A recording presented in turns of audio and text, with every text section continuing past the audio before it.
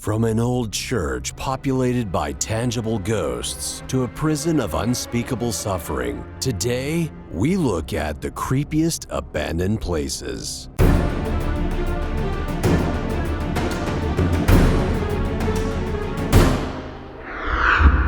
Number 10. Kolmanskop. Once a rich diamond field in the Namib desert of Southern Namibia, the town of Kolmanskop is now a half-submerged shadow of the past. Originally settled by the German Empire in the early 20th century upon the discovery of the region's hidden riches. After the depletion of the town's surrounding resources, though, the majority moved on to another diamond deposit 167 miles south of the town. Over time, Kolmanskop would transform into a ghost town, with mounds of sand naturally overtaking various buildings and giving the place an aura of ruins lost to time. Number 9. Valley of the Mills. The coastal town of Sorrento, Italy, is home to an emerald green valley known as the Vallone de Mulini, or the Valley of the Mills. This gorgeous attraction draws visitors for its majestic view of the valley's luscious ferns and the unique plants that grow among them. But this destination boasts more than pretty plants. Flour and sawmills once called this valley home, with these multi-story stone structures dating back as far as the 13th century. The valley supplied Sorrento with ground grains and sawn wood for decades, until the nearby central square of Piazza Tasso was erected, drawing business away from the mills. The buildings of the valley were closed and abandoned by 1940, allowing nature to take over. Now these haunting stone edifices look like the remains of a lost jungle temple among the foliage, enticing visitors with a foreboding sense of mystery. Number 8. Monsul Sea Forts. Isolated in the estuaries surrounding the United Kingdom are a series of sea-bound towers that were at one time meant to help defend the nation against foreign attack. But after the late 1950s, these stalwart forts were decommissioned from military use. Since then, the Monsul forts have hosted a number of odd visitors, including the founders of a micronation called Sealand and a variety of pirate radio stations. In an attempt to commemorate these unlicensed stations of the past, one station named Red Sands Radio attempted to take up residence at a series of forts of the same name. But after just 2 summers here, Red Sands Radio was shut down amid safety concerns. Only a few of the forts across the UK remain, as many have been demolished due to instability. Those still standing are considered a hazard to board structurally, but perhaps more frightening is the mystery of what could be lurking among these still citadels. Number 7. Bielitz-Hellstatten.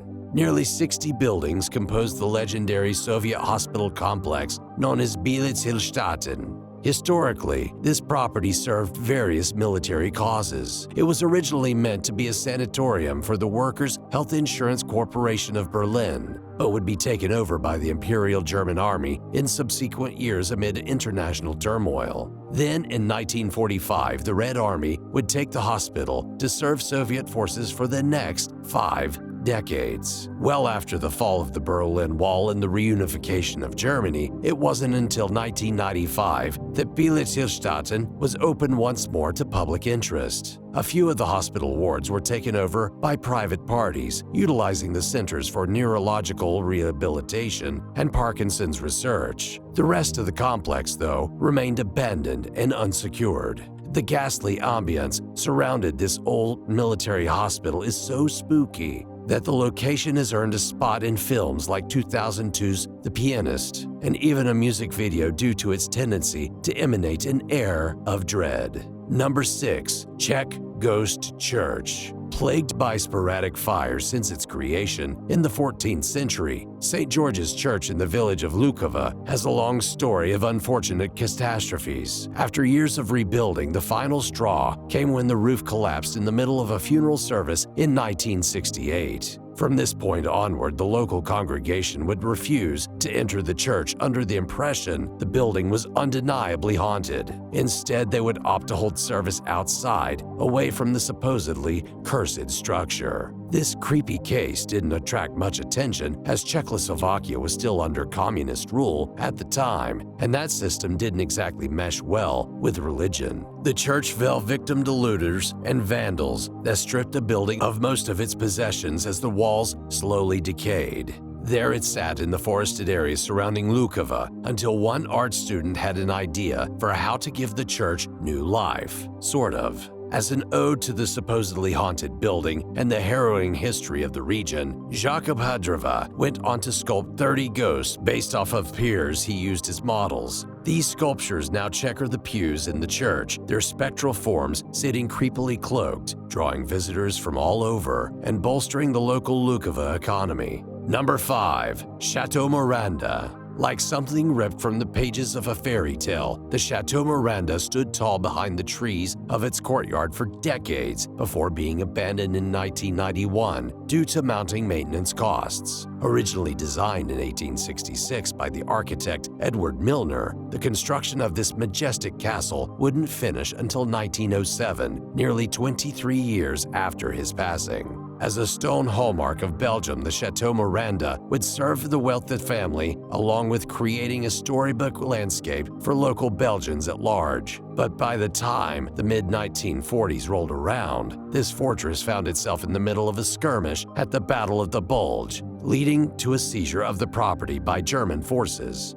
After an era of combat, it was then transformed into an orphanage and seasonal camp for children under the direction of the National Railway Company of Belgium, earning its nickname of Château de Noisy. This would only last until the 1970s, though. Within 20 years, the castle was abandoned, unkempt and rotting. The grounds of the chateau slowly shifted from a Hans Christian Andersen fantasy to a Bram Stoker nightmare. Here it lasted, haunting local urban explorers until its demolition between 2016 and 2017. Number 4. Berengaria Hotel. On the Mediterranean island nation of Cyprus lies the once lavish resort to the rich known as Berengaria Hotel. First opened in 1931, this destination for the wealthy was nestled within the mountainous Perdomos village. Here it hosted such high-profile guests as Winston Churchill, the King of Egypt, the President of Israel, the Duke of Marlborough, and numerous important CEOs and other businessmen.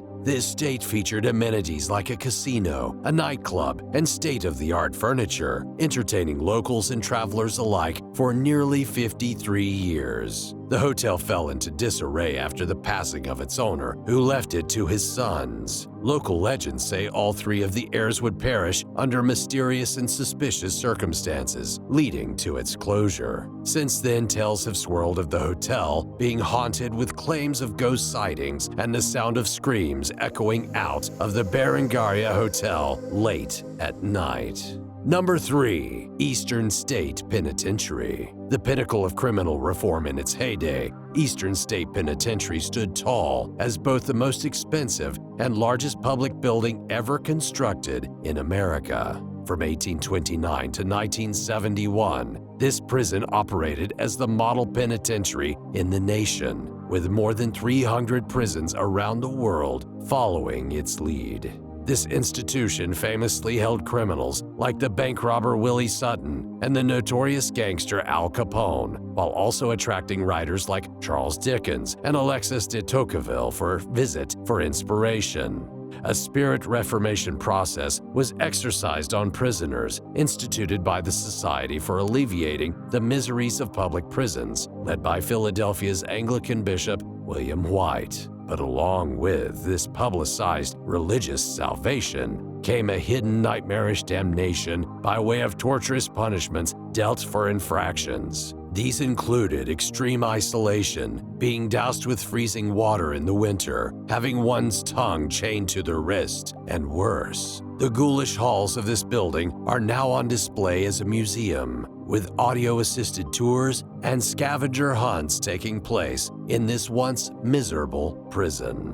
Number 2. Willard Asylum. Among the gorgeous natural surroundings of Seneca Lake, New York, is a decrepit structure that radiates a grim atmosphere. This mostly abandoned estate was once home to hundreds of patients as the Willard Asylum for the Chronic Insane. Constructed in 1869, this facility was meant to grant salvation to the mentally ill who were, at the time, kept within prisons and poorhouses under poor conditions. While many received much more civilized treatment here than other establishments, the asylum was still prison-like in many regards. Understanding of mental health at the time was far behind modern times, and as such, some patients were held there unrighteously. Furthermore, the release of patients was wholly dependent on administrative approval, a privilege that was denied to many. This meant that some would spend the rest of their lives under this roof, with a morgue, crematorium, and cemetery all located on the property. Even stranger, the graves here are all unmarked, as having a family name attached to a mental asylum was considered taboo in that era. Number 1. Pripyat. Founded as a means to serve the nearby nuclear power plant of Chernobyl, the city of Pripyat would only last 16 years before the entire city would have to be evacuated. When the infamous power plant ruptured in 1986, the city had grown to a population of near 50,000. Evacuation did not occur immediately, and within just a few hours, dozens began experiencing symptoms like headaches, uncontrollable coughing, a metallic taste in the mouth, and vomiting. The nuclear fallout had already begun to spread, and dozens would go on to pass from the radiation exposure, with others developing lifelong illnesses. Today, the city is overgrown with vegetation and largely sectioned off for the sake of public safety.